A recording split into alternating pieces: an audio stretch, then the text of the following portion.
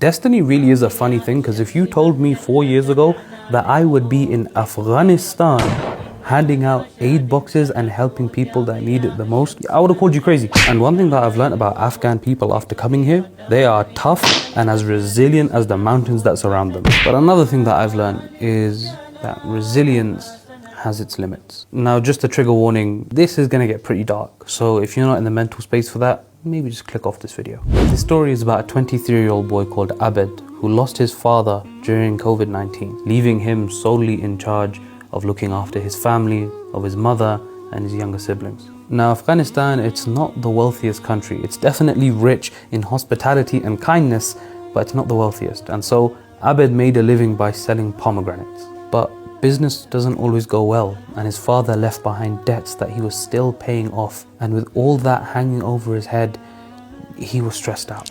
After a particularly bad sales day where the pomegranates weren't good, nobody was buying, and he had barely anything to bring home, he and his family went to sleep eating cold leftovers that barely filled their stomachs. And Abed, he didn't know what to do.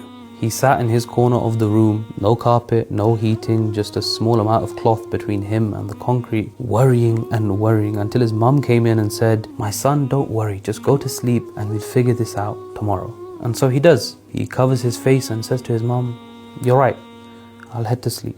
A few hours later, his mum gets up to pray Salatul Fajr and decides to call him, but he's not in his bed. So she assumes that he must be making wudu and goes to call him, saying that he's going to miss the prayer. But when she pushes the door, he's not in there. So she goes into his room, pulls back the curtain and finds him hanging there.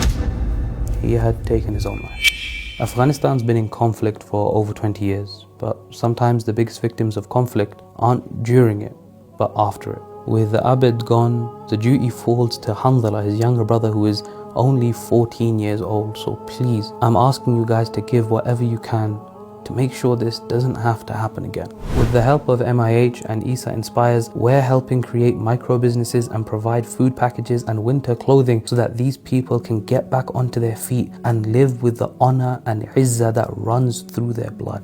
$1 or $2 is just $1 or $2 to you and I. But here, it could be the difference between a mother living with her son or mourning him.